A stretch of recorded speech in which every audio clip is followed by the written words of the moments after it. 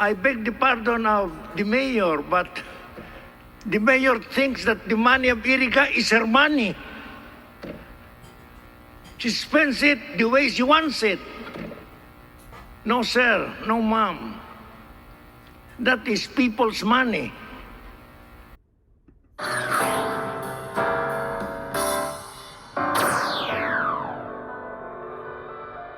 Tonight.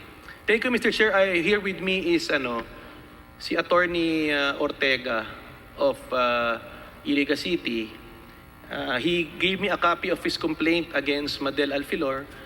Maybe we can hear from Attorney Ortega and maybe he can share ano ba po ang complaint niya against the mayor in relation to the SAP and other violations. Mr. Chair, maybe we can recognize Attorney Ortega. Attorney Ortega, you're now recognized. Good afternoon, Your Honor.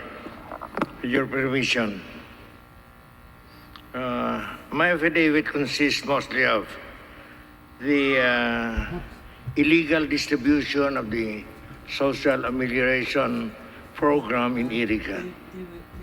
I was told by one of the witnesses that more than 100 employees of UNEP were beneficiaries or recipients of this 5,000 peso given away by DSWD through Mayor Madel and of course her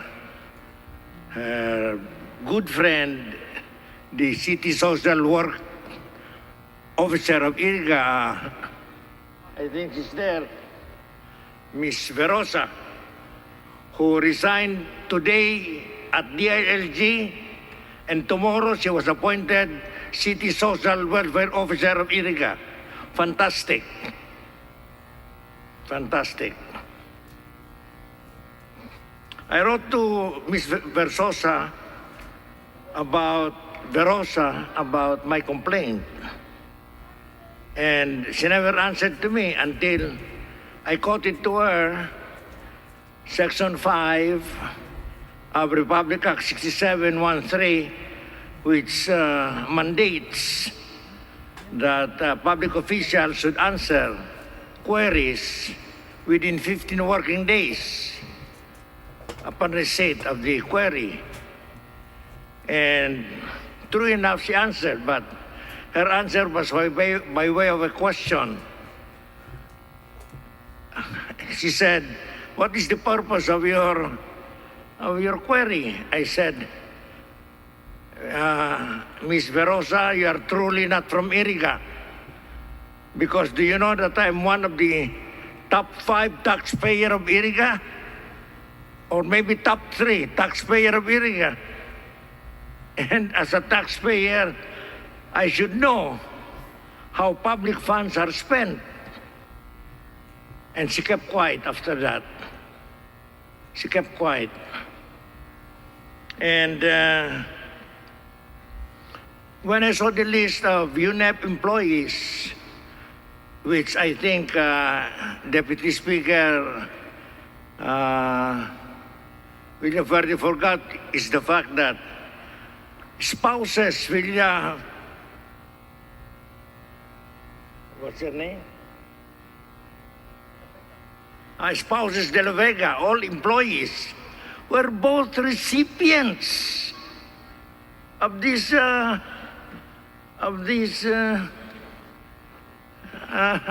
SAP. Imagine husband and wife, both employed, both riding a car, and made recipients of the SAP. I beg the pardon of the mayor, but the mayor thinks that the money of Iriga is her money. She spends it the way she wants it. No, sir. No, ma'am. That is people's money. Whatever she gave to the teachers, at least I contributed 1 centavo. As I've said earlier, I belong to the top 3 taxpayer of Iriga. And I must have contributed to that money. That saddens me very much.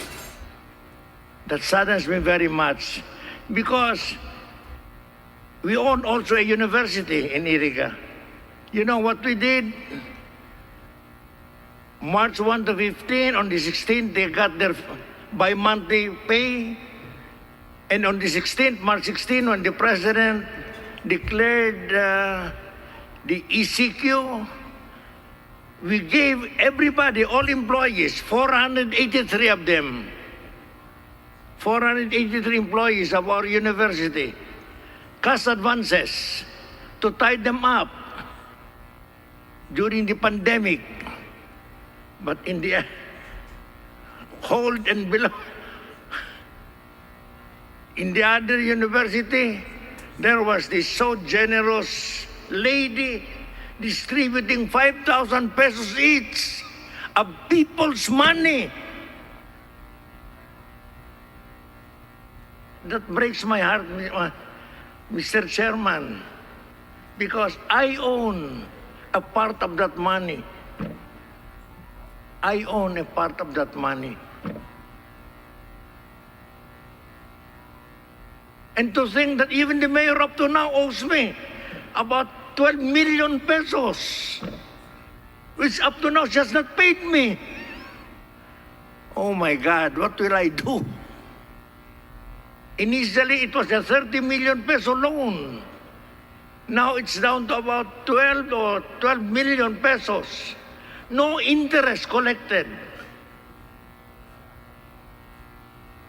So that's about all I can say, Mr. Chairman. I know there are other people who'd like to say something for you to listen. So thank you very much, Mr. Chairman, for the privilege. Maraming salamat, Attorney. DSL Ray. Mr. Chairman, Attorney Ortega, we thank you for coming here. You're 82 years old, Mr. Chairman, and yet he risks his health and safety just to talk. And totoo po yan, marami kasi talagang naghihirap, gutom, hindi naka-receive, and yet si Mayor nagbigay talaga sa mga hindi qualified. And nandito rin po ang isang barangay captain ng Iriga City, San Roque, Iriga, si Michael Emmanuel Alfilor. In-invite ko rin po siya kasi para malaman ng DSWD that the sub-distribution in Iriga was highly politicized.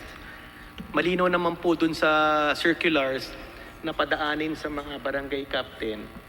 And maybe I will just ask a few questions kay Kapitan M. Alfilor kung ano po ang ginawa ni Mayor Madel sa barangay nila. Mr. Chairman, tatanungin ko po, Michael Emmanuel Alfilor, ikaw ba po ang barangay captain at pakisabi kung anong barangay ang iyong sinasakupan?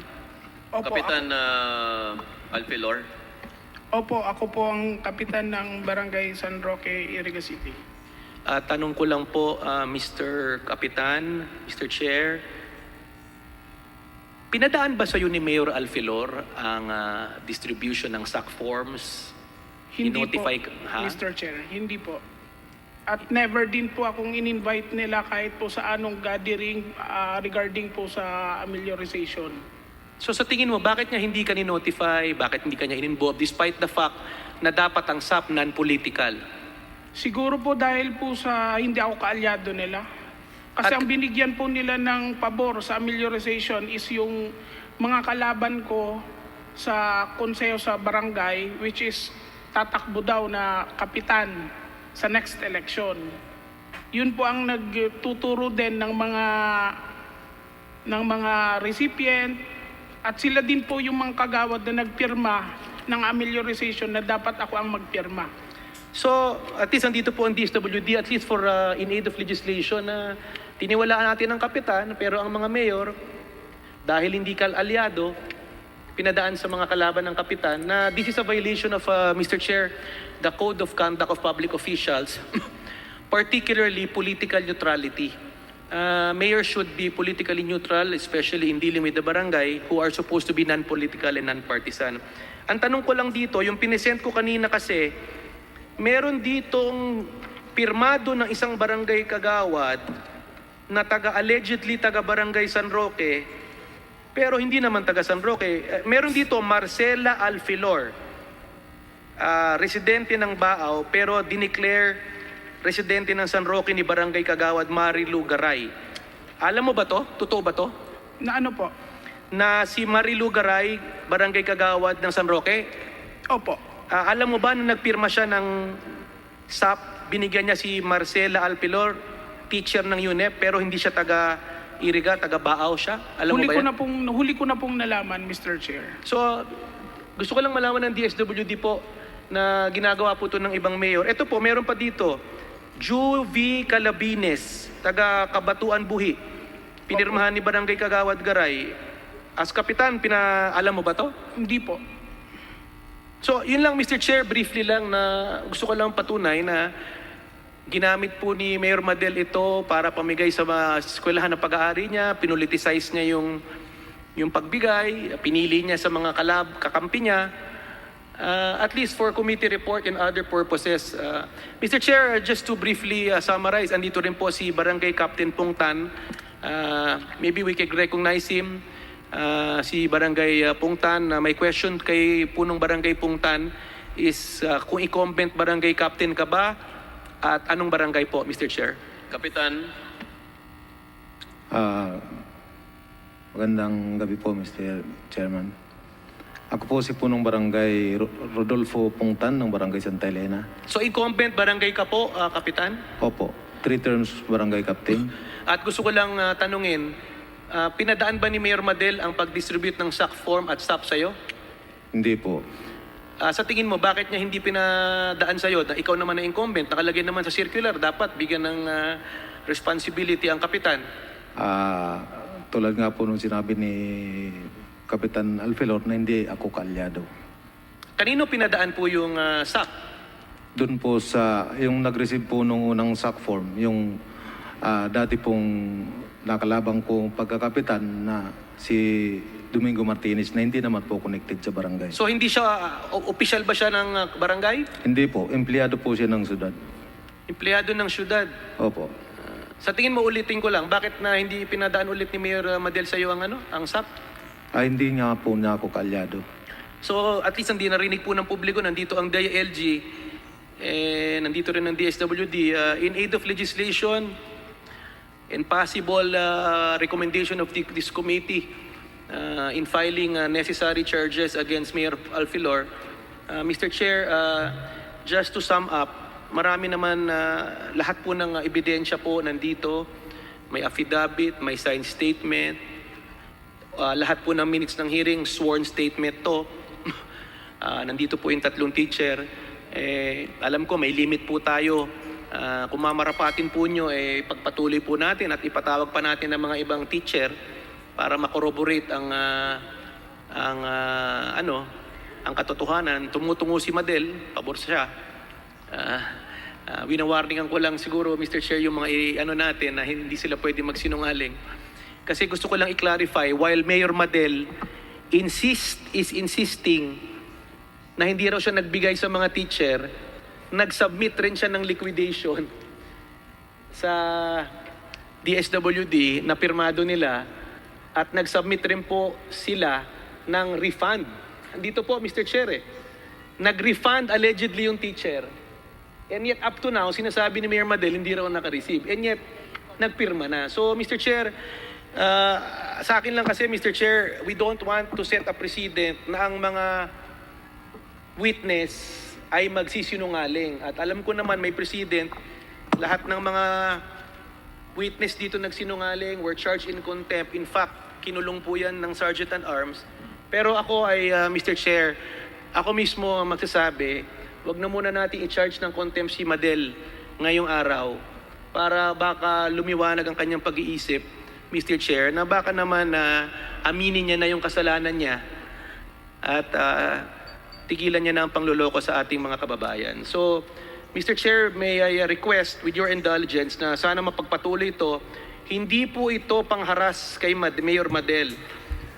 This is in aid of legislation sa DSWD para naririnig po nyo na while the intention of DSWD and the Bayanihan Law is to course through LGUs, siguro pwede natin i-course sa LGU, ipagpatuloy dun sa mga magagaling at honest. Pero dun sa may track record, siguro either i-blacklist o dudahan na po natin yan. So yan lang po Mr. Chair at salamat sa oras. Malinaw naman ng hearing na to ay maraming na-accomplish. Maraming salamat po sa iyo Mr. Chair at Deputy Speaker Dan at sa DSWD family at sa lahat ng nakakasama natin sa Zoom, Mr. Chair. Thank you. Watching this video, don't forget to like, comment, and subscribe.